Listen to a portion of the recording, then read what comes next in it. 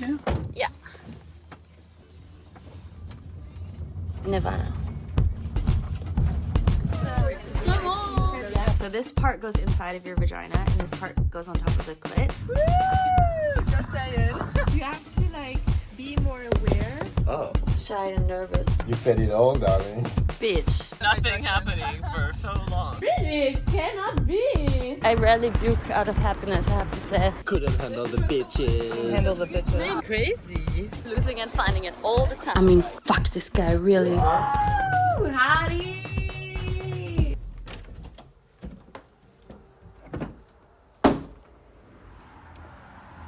Welcome back to the balcony.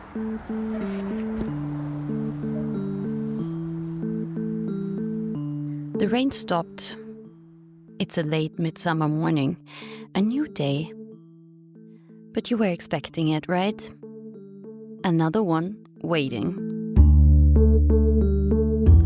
There's a nice breeze up here. The fabric of the pool lounge is waving in the wind. From the sky, the sun is slowly heating up the air.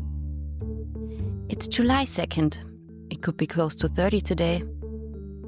This weather is what I call bikini breeze, meaning you can sit out here in a bikini all day and enjoy the breeze. Yes, I am again comfortably waiting. And yes, still for Mark's call. You remember Mark from last time, right? I turned around, looked up, and saw a tall man standing in front of me. Yes, you'll remember Mark. It really felt like I had met someone important. Are all my dreams coming true now?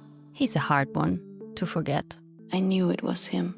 It was him I wanted. Anyways, I have a confession to make. I texted him last night when I was in bed, after he had moved our call to yet another day. I couldn't help in the end. I had to say something. I just thought, whatever did the going with something I don't like bring my way. I didn't want to be silenced. I didn't want to be silently hurt. Sorry guys, I'm getting passionate about it, I know. Like I'm fighting for my personal freedom of speech. Yeah, kind of. So after he was like, hey, actually, I also can't talk today either, I texted him. What do you want me to say to this? This doesn't work out for me like that. You don't have any consistency. Your word means nothing. Okay, I know. Please don't make me feel bad about using aggressive language. I consulted my friend who's into mediating. And yes, in his opinion, I should have said something different. Like this. I feel quite overwhelmed by your message, and I don't really know how to react to it. I don't think it works out for me like that. I'd wish for more consistency. Yeah, but I didn't say that. I knew I was being aggressive, but this guy was fucking me around. There was almost no doubt about it. And there I said it. Almost. Meaning, I'm still hoping that somehow he will come around the corner saying, look at me, I'm here, it's all good. And you know, I really hope that that could still happen. I really hope that I could get back to this man that I fell in love with. He was so amazing.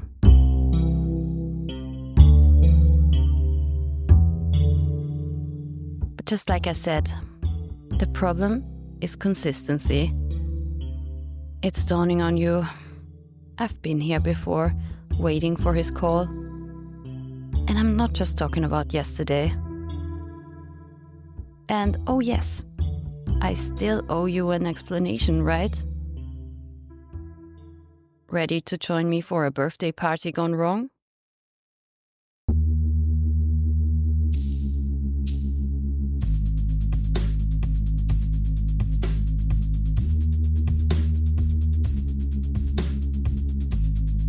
Berlin, September 2022. I was hanging up small-scale decorations in one of the strongholds of old-school Kreuzberg. I had been renting out a space in a shared atelier that had a huge shop window looking towards Görlitzer Park. The interior had been built in a DIY action in the 2000s. The smell of anarchy was all over this place. A balcony-like construction was overlooking a huge open area. Desks and computer screens stood around. Co-working. For the last 2 years, I had used the space on the ground floor for my party decorations.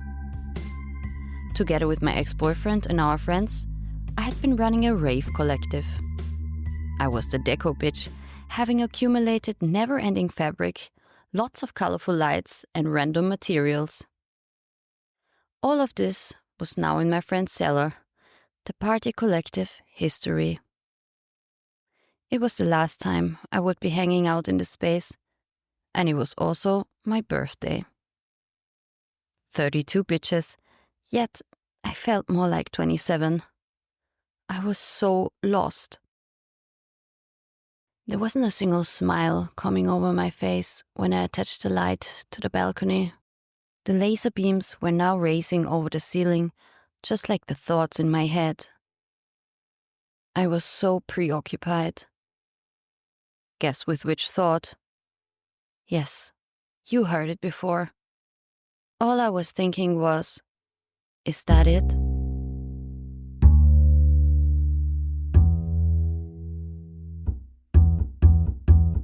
It was only 3 days ago that I had returned from Vienna.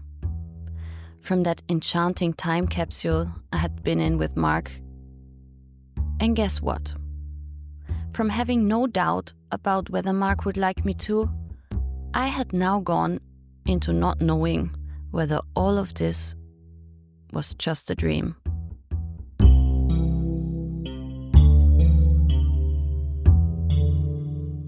His texts had been spare ever since I left. He didn't seem to be interested all of a sudden. My last message was now uncommented for more than a day.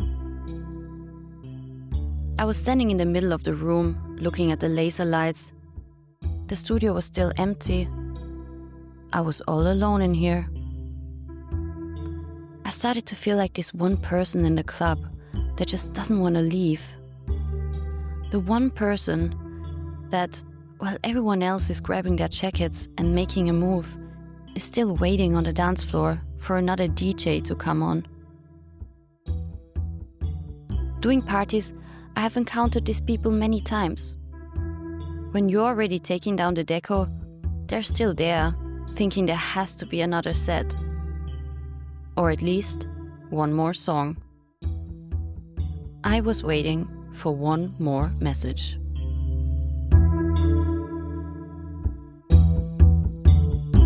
Maybe it's just a question of time. Maybe Mark was just busy. A knocking sound on the door stopped my thought carousel. It was my younger sister, who now walked in with heavy steps. I could immediately tell her mood. I'm not gonna stay long tonight. I think I'm getting ill, and I still haven't prepared everything for the photo shoot. It was all great timing. My sister was about to finish her studies. In a few weeks, she would officially be a fashion designer, but before that, she had to go through the stress of wrapping it all up. A terrible time to celebrate, she came for the courtesy. So her stressed, me preoccupied, only Cremant could help. But of course, she immediately declined. Yet I got into it. Yeah, this time it was me that was finishing the first bottle within an hour. We were still waiting for my friend who wanted to bring the sound system. The lights were there, but the music was missing. I had a proper party planned, meaning people on a dance floor. The lasers gave it away. But so far, no one who had turned up had come with the same plan in mind. It was lost in thought me, my stressed sister, our common friend who studies with her, aka also stressed as hell, and one of my party friends that I realized almost sober it was quite difficult to talk to. And where were all the other people? I was not used to this. Usually when I was decorating a party, there was people. Lots of South Americans usually, my favorite vibes. But this wasn't me and the party collective anymore. I was on my own. What a terrible thought. More cremant. And fuck it. I'll take a line now too. It will make me feel better. Less empty around my chest, the place where you usually feel confidence. That's where I was now lacking volume. A line will temporarily solve this, and also the talking problem with my party friend. So fuck it. Let's go.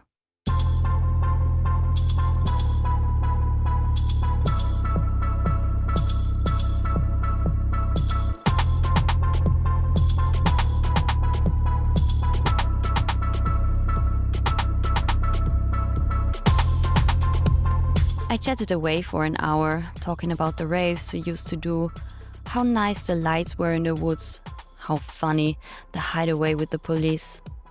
All these good old times that were now all over. I took 2 more lines before my friend finally arrived with the sound system. Sorry I'm late. I had a fight. He was in a terrible mood, and his girlfriend was missing. But he had brought some people with him. At least now someone was dancing. But also that didn't change the vibe of my night. It was a painful birthday. Did this ever happen to you? You throw a party and it turns out to be terrible? There just was this atmosphere of disappointment in the air. Even though everything looked the part, the lights were suggesting party, but the atmosphere was suggesting funeral. It was the funeral of my old life.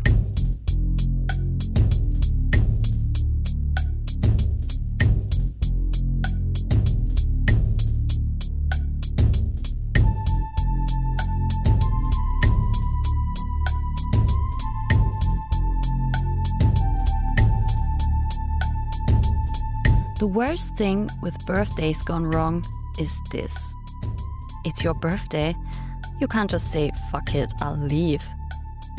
You're doomed to stay and pretend that you're having fun as good as you can. Well, Coke helps with that. I had exaggerated conversations with the 8 people I knew. The rest of the 15 guests, that all drank the cremant I'd bought, were people that had come with my friend, or 2 actually randomly knocked on the window and asked to come in. And you don't say no when your party is empty. Finally, my drama friend arrived. He would have been the only one that could save the vibe. He's great at bringing the party. He's so disruptive. He'll go around and stir everyone up, in a funny way, until everyone is laughing, or at least making some kind of a face. He got the job done on everyone but me. I just didn't want to feel anything at this point. I was just functioning and trying to do what one does when it's their birthday.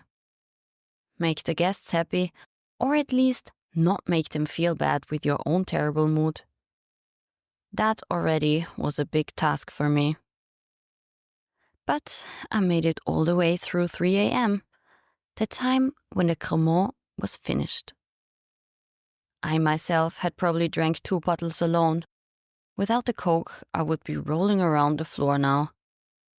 But thanks to the Coke, I got into this situation. Going amazing.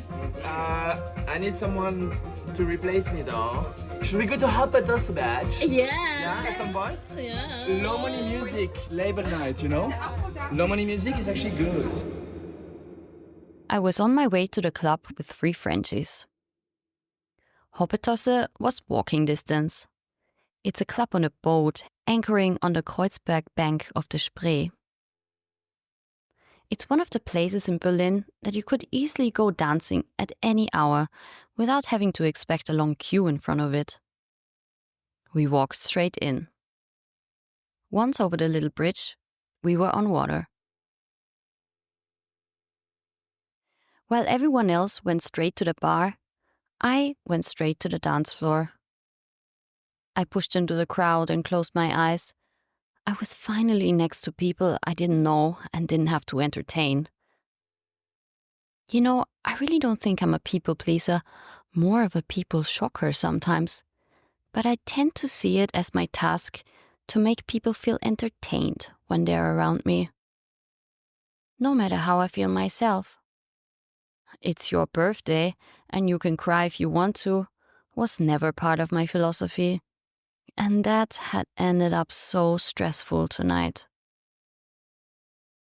The only plus about trying to make everyone else feel good was that it stopped me from thinking about Mark. But now, I walked off the dance floor and took out my phone. There was no message. No answer since yesterday. He was obviously not thinking about me. Otherwise, he would have texted, right? Oh God, maybe this was all just fiction. Felt cute, might delete later. Like, felt real, but might not be true. My friend now tipped my back. There was a shot waiting for me at the bar, as if I needed any more alcohol. Once the little glasses were emptied, one of the Frenchies had a suggestion. Let's go to the toilet. Do you still have some Coke? I asked.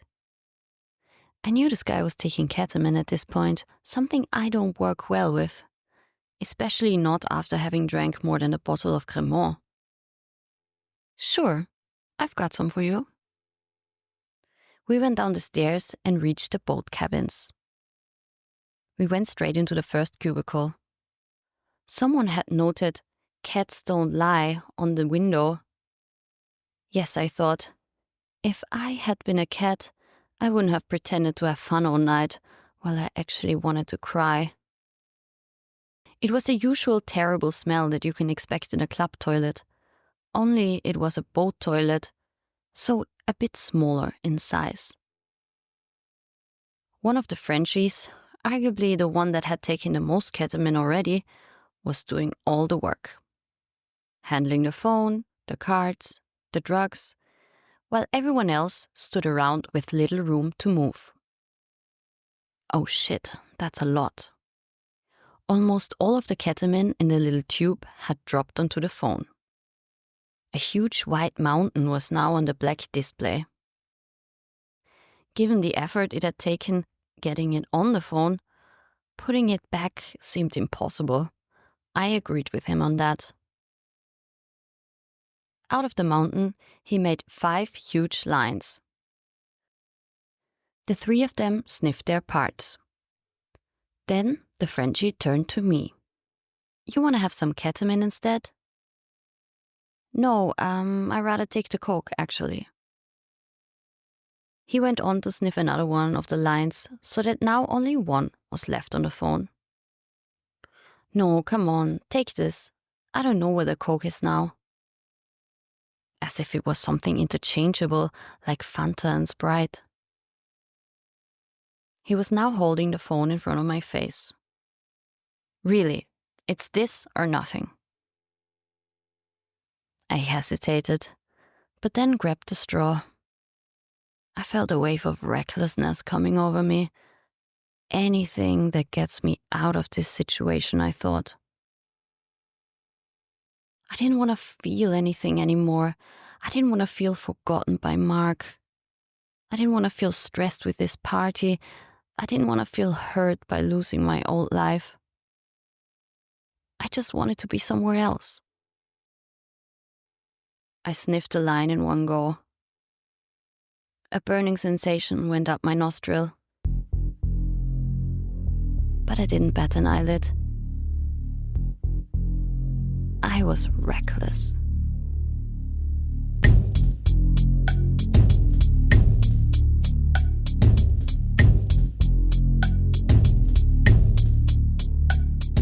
While the other three left, I stayed behind to use the toilet. By the time I walked up the stairs, I could feel the ketamine kicking. The sound in my ears was different all of a sudden. The music was more than just a track. It was a thick layer of sound I was now bathing in. My steps felt wobbly. Walking past the bar, I realized straight was not an option anymore. It didn't help being on a boat at this point. I somehow managed to walk to the edge of the dance floor and held on to a pillar that I was now using as a pole to dance with. I was dancing like I don't remember having danced before. I was doing a slut show. Not for anyone in particular. I couldn't see the people around me anymore. It was all just about the music and how to feel it in my body. "Can I dance with you?" somebody now asked me. I couldn't really see his face, but I heard he was probably South American. I didn't answer, I just danced. No holding back. But suddenly, after a few moves with this guy, I felt reality melting over me. There was no more room, no more boat, no city, no country, no world, no construct containing me anymore. I had dissolved into the void.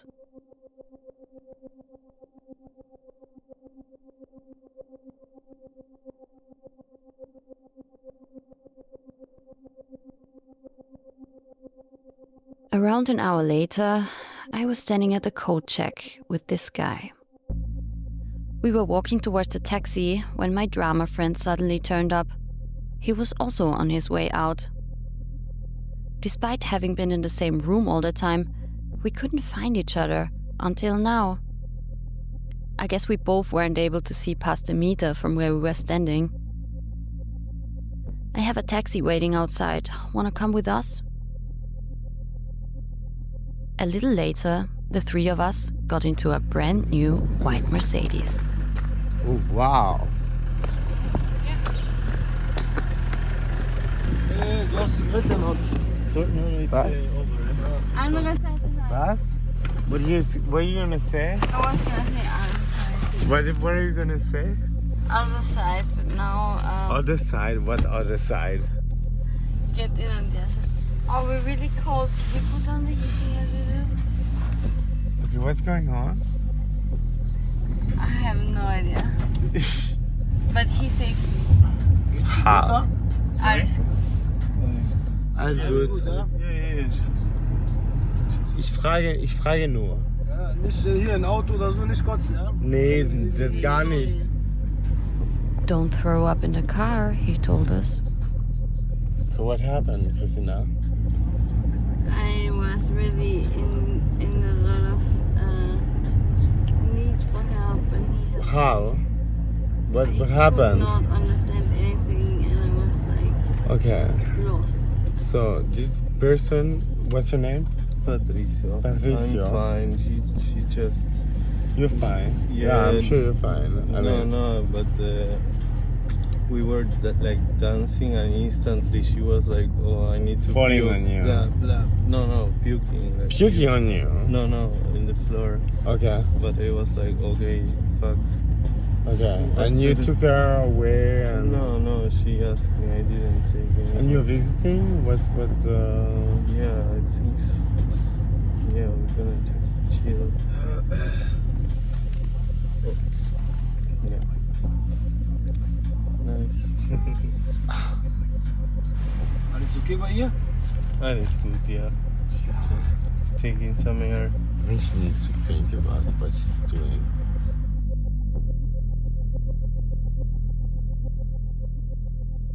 A little later, the taxi had stopped, and I had some kitchen roll in my hands. The driver had given it to me and was waiting for me to clean the door of his car.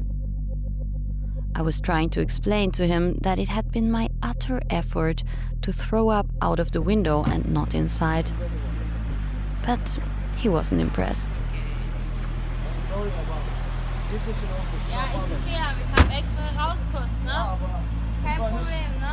Also rausgekostet. Also, ich habe nicht reingekostet. Ja, war draußen, aber ist auch kein Auto.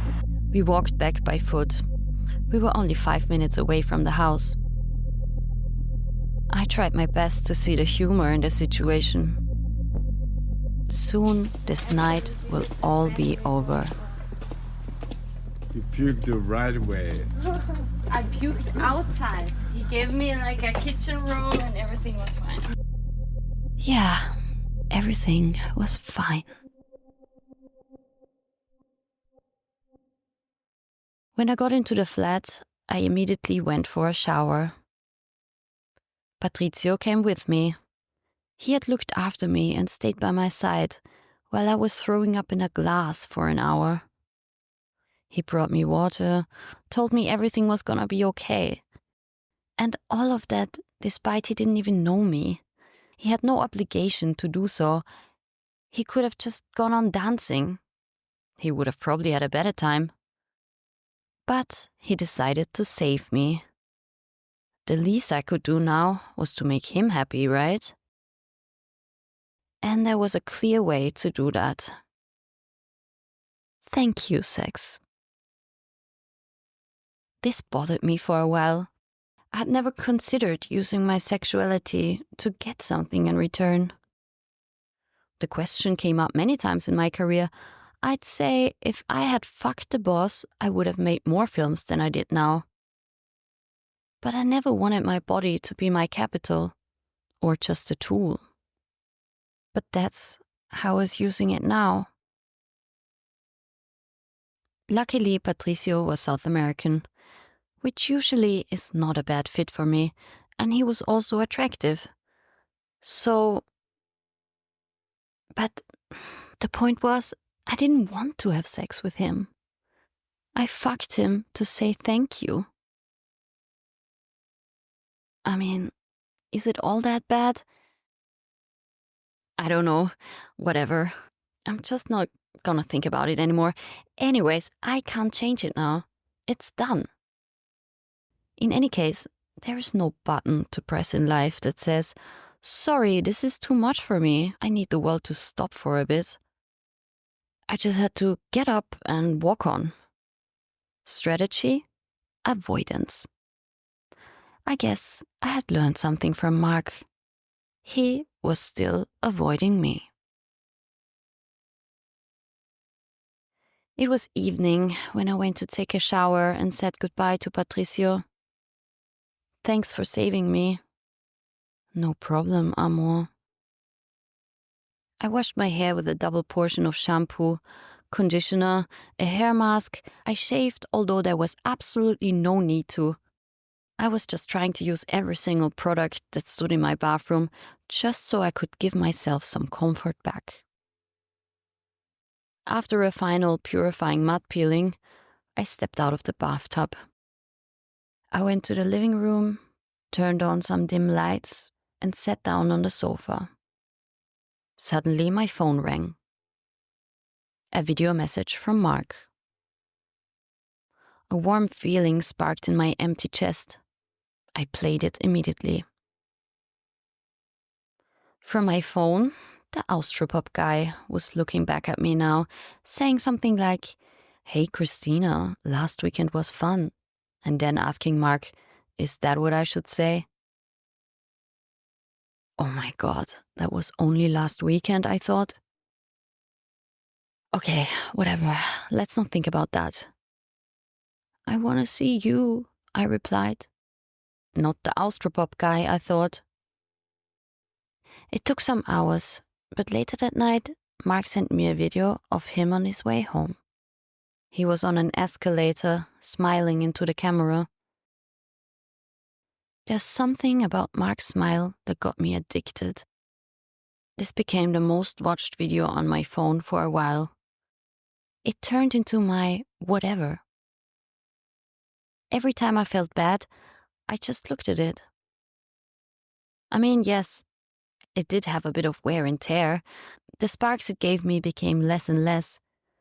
I would have appreciated more footage, but there wasn't that much new stuff coming in. Communication with Mark was playing out to be difficult. He mostly was not available. He didn't answer to questions. He would just change topics whenever he replied. And the reply would only be a short message that would often take him 2 days to write. There was no real exchange happening. It felt more like he was throwing crumbs at me. This wasn't a conversation. From hot, things had gotten cold.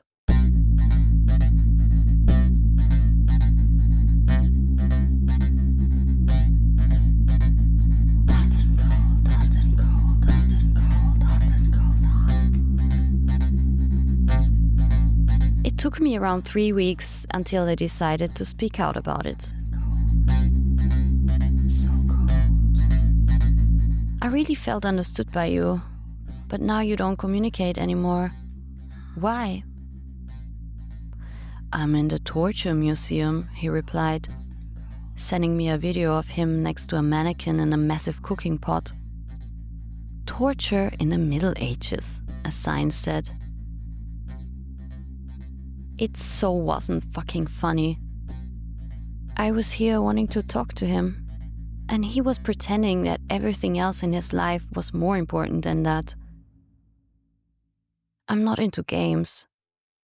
I guess you'll have to play them without me. It's not games. I just woke up and walked to the museum. I wanted to call you once I have time. Sure, my normal self would have said in an ironic tone, but my current self was relieved that he at least texted back. Okay, then let's talk another time. It's always so hard to say what's still acceptable and what isn't. Is it okay to not text back for 2 days and then not answer the previous message? I mean, maybe. In some circumstances, that can be fine. I mean, who's making the rules here? But my truth, under my circumstances, was that this kind of communication was making me feel terrible. It's not like we had already spent all this time together and felt secure about our connection. It was the beginning, and every delay in him not texting back made me unsure about everything altogether. What could be the reason for him being so hard to catch, so distant? When we were next to each other, he was so different. He had no problem with closeness. He wanted to know everything about me. We were telling each other our life stories. I could feel him. This can't have disappeared from one day to another. Maybe he was just not into long distance. Maybe he thought, it probably won't work out with me. I was in a different city. Maybe he hated phone calls and messages and was more of an offline person. And that was why. Any excuse was valid at this point, as long as the dream lived on.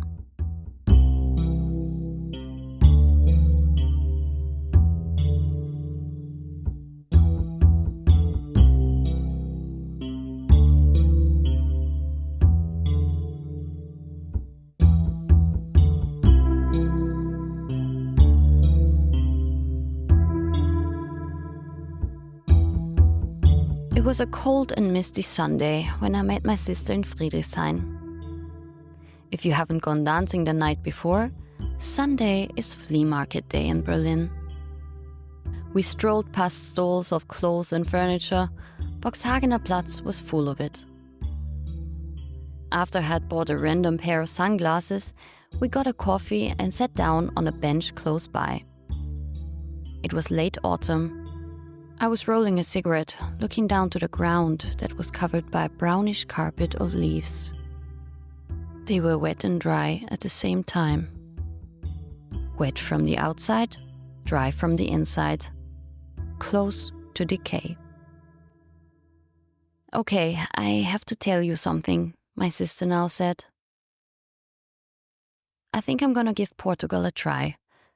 We're renting out a flat. In November, we're gonna be gone. Okay, wow. I felt anxiety coming up. Everything was gonna end.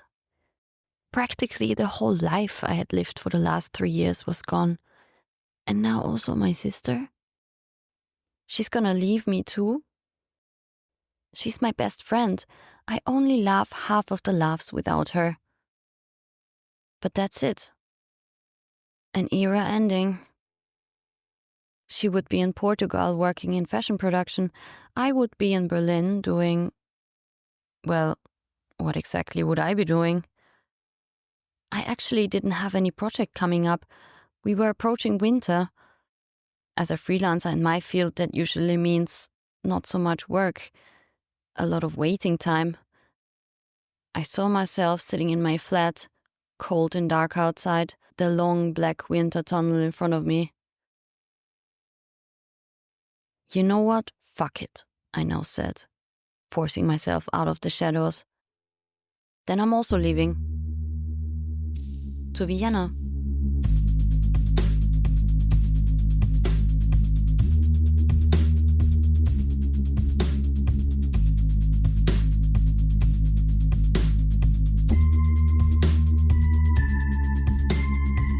Three weeks later, I was on a train. I had packed up half of my life and pushed the other half into storage. My flat was rented out for 3 months, with an option of extension. In Vienna, my brother, his wife, and my godchild were waiting for me. Mark didn't know I was coming. I never had the chance to tell him. Our communication simply didn't allow it. There was never the time to say, hey, I'm moving to Vienna. It would have taken more explanation, a real conversation. A conversation we could finally have once I was there. That's what I was hoping for. A day later, I went for a walk in Vienna's first district. When crossing Stephansplatz, I was in the middle of tourists doing snapshots. I also took out my phone and turned the camera towards myself. From there, I panned up to the church tower. Nothing quite says, hey, I'm in Vienna, than your face in front of the Stephansdom, I figured. I added some kisses and sent the video his way. Would he be quicker to reply now that he knows I'm actually physically here? Maybe we could even have a drink tonight. Everything seemed possible. I walked on past Vienna's postcarded landmarks. In front of the Hofburg, I stopped. Behind white horses and carriages stood a large historic building. It was painted off-white and the former winter residence of the Habsburg dynasty. This imperial palace once housed Sissi and my university. I looked up towards a little balcony that I had smoked a cigarette before a lecture once. Now, 10 years later, I saw a bird landing on the rail. It needed a break from flying, a place to rest. Just like me, I also needed a break, support. And I had come to Austria to find it. A day later, it became clear to me that Mark was not gonna be part of my support network. He had never said anything to the video I sent him. I was like, hey, I'm here. And by not replying, he was saying, yeah, but I'm not. He had watched my video, but left it without a comment. And yes, guess what? All the negative thoughts that I had suppressed over the last weeks were now here to meet me. Hello, rejection. I was already expecting you.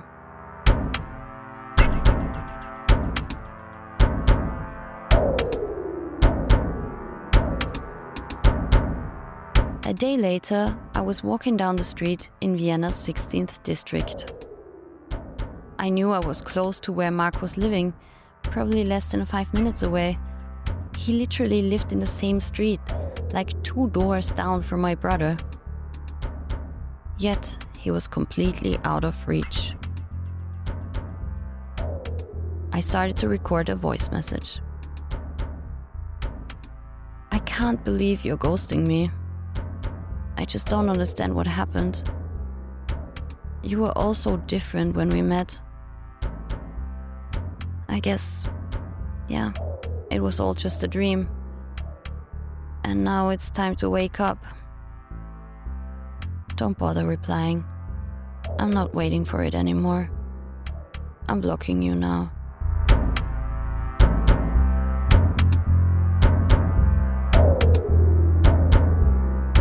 Great idea, right? Someone doesn't text you back and you block him? As if he had written a message otherwise. Anyways. Listening back to the recording, I had never heard my voice sounding so low. And that was just how I felt. I was so hurt. I had hoped for a new life in Vienna, a life with Mark. I had fallen in love. I had taken a leap of faith, moved into the same city as him, and he was simply ignoring me.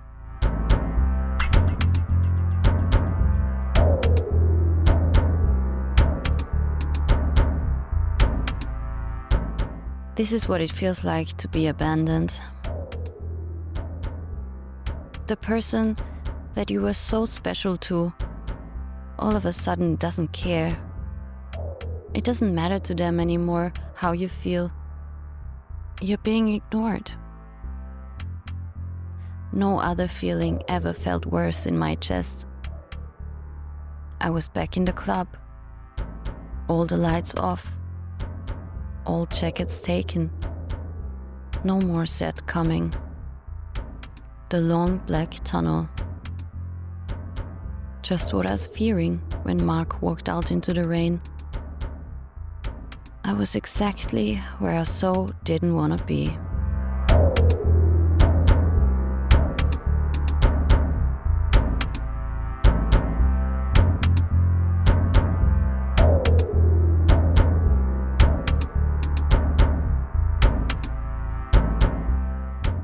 While all my feelings were locked up in the dark club, my life outside was not stopping. I moved into my uncle's Airbnb after staying in my sister-in-law's flat for a bit. There was no doubt my family in Austria could see I was lost. They did their best to help me. Playing with my godchild were often the only hours of the day in which I felt I was okay. That I was not as wrong as life had made me feel. He loved me when I hated myself.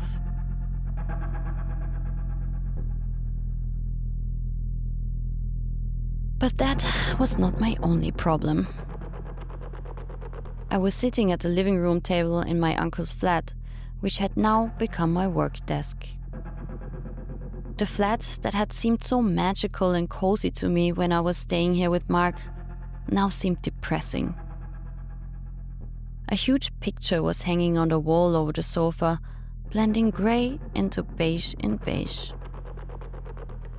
On it was a bridge leading into the fog. It was so fitting.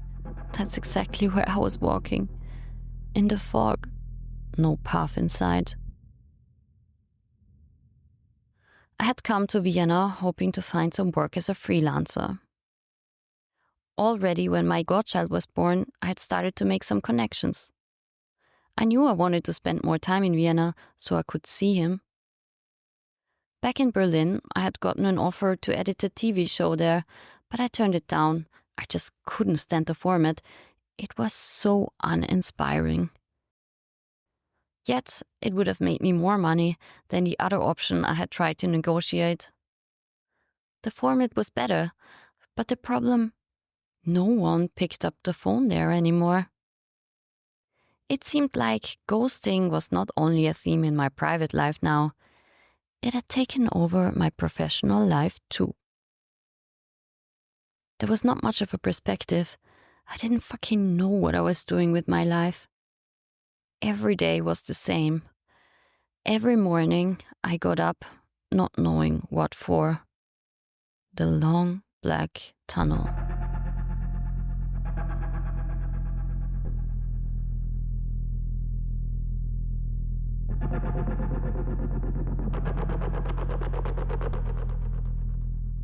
It was so much easier when there was this light at the end of it. Mark. Was he really all gone? Maybe I had just pressured him too much. Maybe it was all my fault.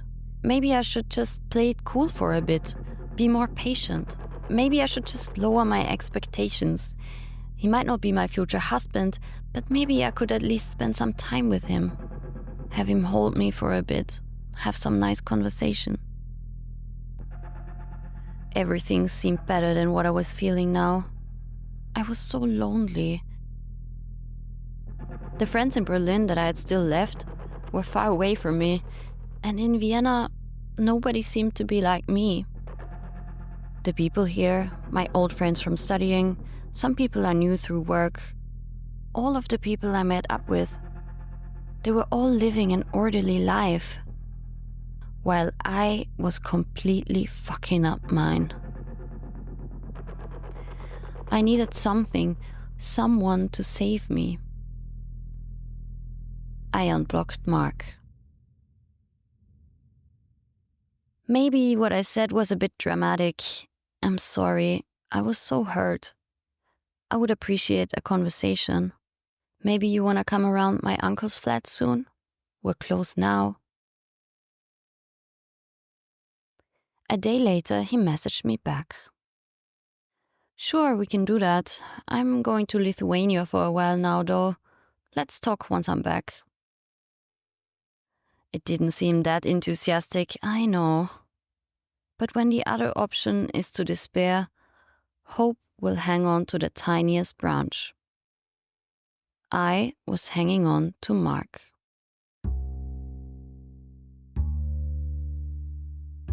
Over the next month, I pushed several attempts to meet up. Yet, despite me having all the time in the world and being the most flexible person ever, none of the dates actually worked out. He was either short in time, had to attend birthday parties, meet other people, or messaged me at 4 a.m. when I was still awake. November was the month of missed chances. But finally, for December, we had a date set up. Saturday night, he was gonna visit me in my uncle's flat.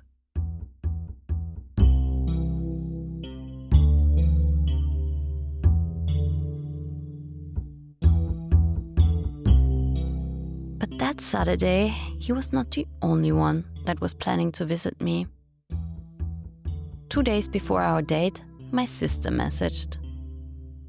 I have a flight back to Vienna on Saturday. Her adventure in Portugal was ending. It left her with a breakup and no place to go. Her flat in Berlin, like mine, was rented out for the next 2 months. She was coming to stay with me, and I had to cancel Mark.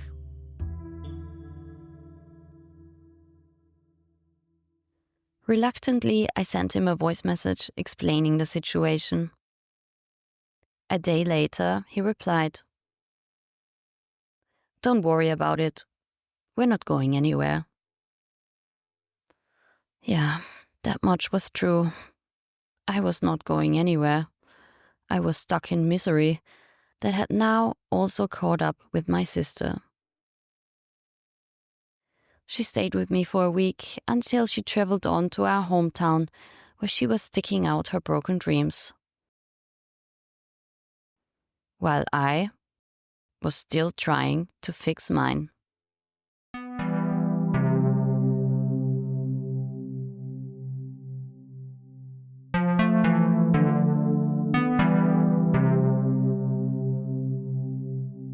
Once she had left, I made a new attempt to meet up with Mark. A common friend had invited me to a Christmas market in his studio. Maybe we go there together, I messaged. Yeah, good idea. Let's do it. I was excited. Maybe this was gonna be the breakthrough. Maybe this was the time that he would overcome his avoidance of meeting me. Maybe we could go back to enjoying each other rather than feeling nervous about it all. I mean, to be fair, I didn't exactly know what he was feeling. But from what I could tell, he must have been stressed by the thought of meeting me. The only time that he actually tried was when he had already been out, presumably drunk, high, horny, or whatever you are when you text someone "Are you still awake?" at 6 a.m. I never was awake at that time. I was trying hard to get back into a healthy routine. And once I did, breaking out of it seemed even more appealing. This Saturday, Mark and I were gonna go wild. I had already selected my outfit. The colorful underwear that I was planning to wear was washed and dried when I woke up that Saturday morning. I went on to clean the flats, I changed the sheets, I prepared everything for a nice time. I had my hands on the toilet, wiping the seat, when the message tone was interfering with the music I was playing on the speaker. A new message from Mark. I couldn't see what he had texted. The face recognition didn't work. I guess because my face was already expressing what my intuition was telling me. How likely was it for him to text me, "I'm looking forward to seeing you tonight"? I won't make it to the market tonight. I still have a casting and it might go a bit wild afterwards. But maybe you can join me for a drink later. Go fuck yourself. I dropped my phone and went down to the yard. It was already dark. I lit my cigarette. While I sat on the decking, the light on the movement detector switched off. I knew no matter how many times I would attempt to turn it back on, nothing would ever make it stay.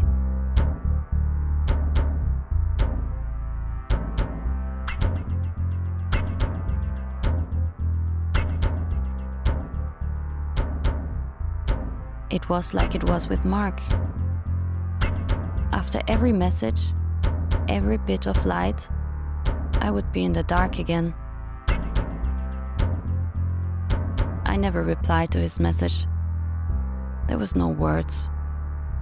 It was all just one big sea of hurt.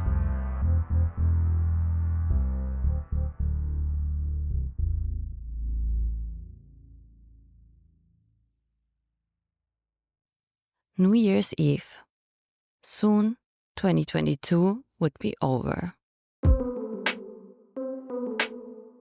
My sister, our common friend from Berlin, and I were walking up to a villa in the 18th district. Mr. Dubai was back, and my friend, the Austropop enthusiast, had invited us to celebrate in his parents' place. Or should I say, his parents' palace? It probably describes it better.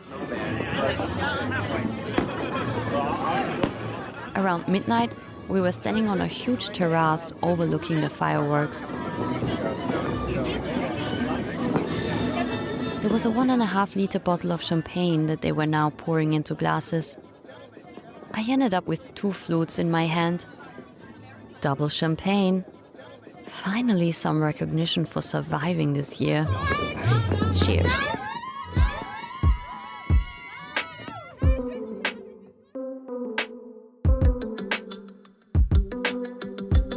Everyone around us was rich. There was a girl that had come in full-body Versace, which would have fit me so much better, I kept thinking. But unfortunately, I was missing the fitting credit card for that. Yet, the guy that was now chatting me up was already offering to flash his. You should come visit me in Delhi. It's an amazing city. You can stay with me. I take you around. He continued by telling me about his businesses that were located all around the world. How about I fall in love with a rich guy too? That might make me forget Mark. And can you actually be sad wearing full-body designer? Maybe actually, the girl in the Versace gown didn't seem particularly delighted. And I wasn't either. This rich guy chatting me up kept putting his hand on my back when he listened to me speaking, as if he had wanted to help me standing up straight. He was treating me like a brittle young girl needing protection. It turned me off so much. I left without leaving him my number and went on to visit another party. It was the ultimate contrast to the place before, even though in walking distance. When we entered the flat of my sister's friends, we were surrounded by drugged-up people hanging around on worn-out furniture. They were nice, but it was already late and no one made any sense talking, yet talked constantly. It was a speed then. I missed a good conversation. Mark, where are you?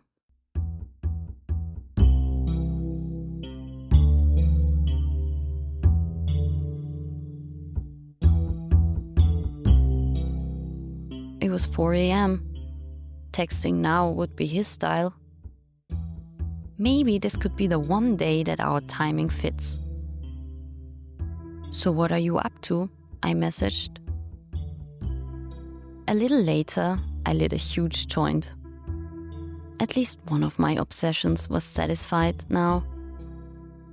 My sister, who usually never smokes weed, took a puff of the joint and walked out the room. To the toilet, I figured, but she came back crying. She was on the phone with her ex-boyfriend. "Let's go home now," she sobbed. I was completely puzzled walking down the stairs. It had been a while since I smoked the last joint. Everything was confusing to me. After I had managed the stairs, we stood outside the building, waiting for the Uber my sister had called from my phone earlier. She was crying, facing away from me, her ear with her ex-boyfriend. It was freezing, below zero, and the taxi just didn't seem to turn up.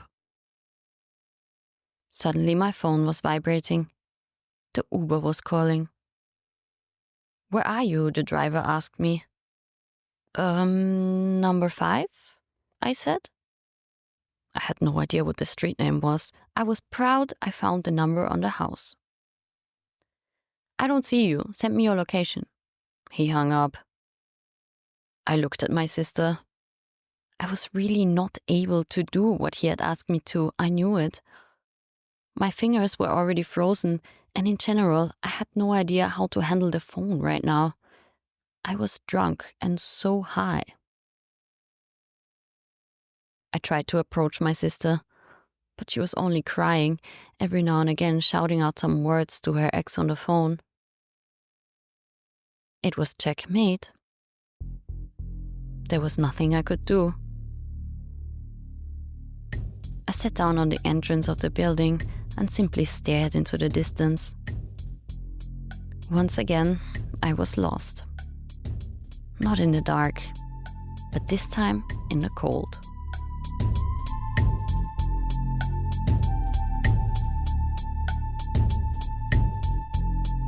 I don't remember how long it took until finally a taxi passed that took us home. It felt like forever. The only thing that took longer was Mark's reply to my message. Most of New Year's Day went by without it. I felt stupid. Why had I even messaged him? Now I was again in this uncomfortable state of waiting around. It was evening when he finally sent a photo. It was his legs in a bubble bath. 1st of January 2023, 9 p.m. He was having a bath. And I was having a come down. Nothing could help me now. Not even the thought of him anymore. It had been tainted for too long.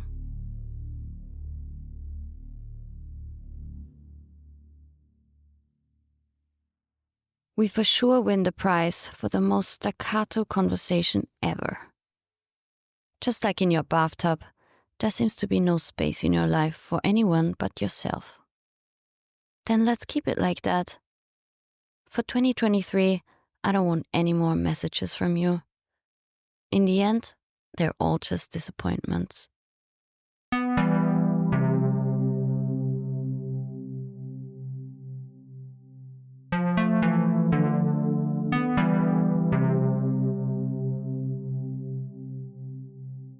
There we were.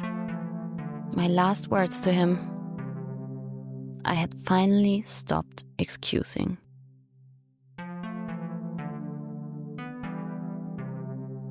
Later that year, having found neither love nor work in Vienna, I left again.